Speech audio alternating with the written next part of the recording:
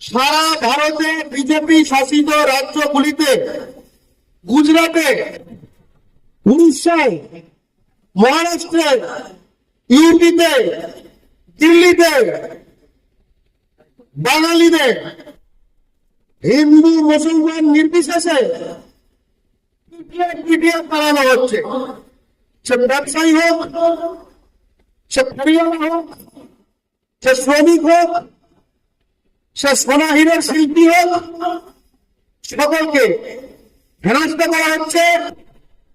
Police ধরে নিয়ে যাচ্ছে, মহিলাদের মধ্যে পুলিশদের হলে করে করে ছেলে থানায় দাঁড় করিয়ে রাখা হচ্ছে, দেওয়া হচ্ছে এখান থেকে পালা, পেট দেওয়া হচ্ছে এখানে এলে কিন্তু মেরে দেব।